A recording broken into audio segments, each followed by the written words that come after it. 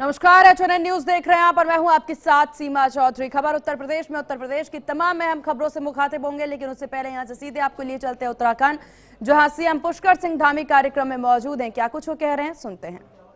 सारे लोग एक साथ हस्ताक्षर करते हैं और फॉर्मेलिटी पूरी करके चले जाते हैं।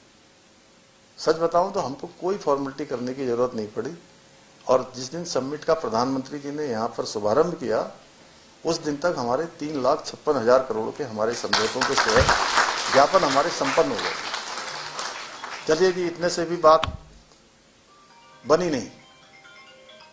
क्या है कि हमें बहुत परीक्षाएं देनी पड़ती है, रोज परीक्षा है। आप लोग तो जो हमारे अधिकारीगण हैं वो पहले पढ़ाई लिखाई में परीक्षा देते हैं, फिर नौकरी मिल जाती है, सेवा मिल गई, IAS, PCS, IPS या IFS, जितने भी ये सब हमारी सेवा के विभिन्न वो होते हैं।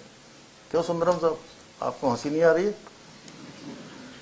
श्रीधर बाबू को हंसी आ रही है, मेरी बात समझ गए कि मैं क्या कहना चाह रहा हूं। तो आप लोग जब परीक्षाओं में हो जाते हैं और सेवाएं मिल जाती हैं, जो भी जिस कैडर का है, मैं तो सभी, चाहे कोई भी कैडर हो, कोई भी सेवा हो, मेरा सबके प्रति बहुत सम्मान है, क्योंकि मैं ऐसा मानता हूं कि काम कोई भी छोटा नहीं होता है। हर काम जो है वो अपने आप में बहुत बड़ा, उसका करने का तरीका, उसकी सोच का तरीका, उस पर निर्भर करता है कि वो काम कैसा है। तो आप लोगों का मैं कह रहा था कि उस दिन फिर कई लोग ऐसा मान लेते हैं जिस दिन सेवा शुरू हो गई, क्यों मेहरबान जी, ऐसा ही सेवा शुरू हो गई तो उस दिन मान लेते हैं कि अब काम हमारा खत्म हो गया, सरकारी सेवा हो गई। और उसके बाद तो फिर जो है, अब तो गाड़ी भी होनी है, बंगला भी मिलना है, सैलरी भी मिलनी है, और 60 साल की आयु के बाद पेंशन भी अच्छी खासी मिलनी है, उसको भी कई लोग खर्च नहीं कर पाते, काम खत्म हो गया। लेकिन राजनीतिक क्षेत्र, ये सामाजिक क्षेत्र ऐसा है कि मैं तो जितने भी लोग मंच पर बैठे हैं इन सबसे बहुत छोटा हूं। अगर मैं आयु की बात करूंगा तो सविता कपूर जी के सामने तो हम लोग बच्चे हैं। अमित जी वगैरह शायद मेरे से बड़े ही होंगे, इनके बेटे, या मेरे बराबर ही होंगे। गणेश जोशी जी भी कम से कम जब मैं पैदा हुआ था तो ये सेना में भर्ती हो गए थे।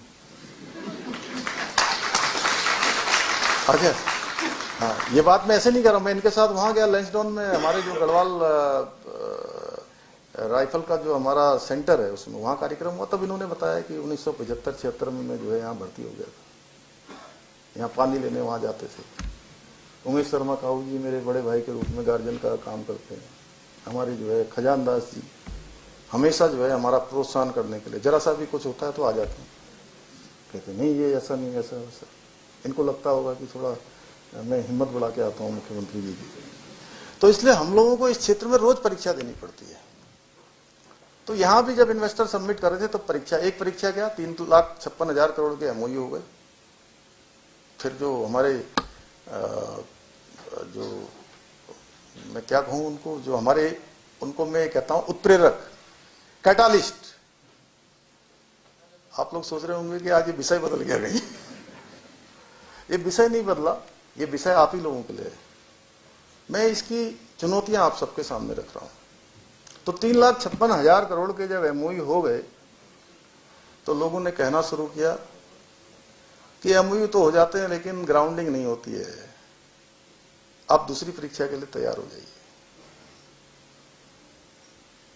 तो हमने कहा ठीक है, ये परीक्षा भी देंगे। बड़ा अच्छा लगता है जब आपको बार बार चुनौती मिले और अब बार बार उस चुनौती को पार पाएं, बार बार चुनौती में और अच्छा करके दिखाएं।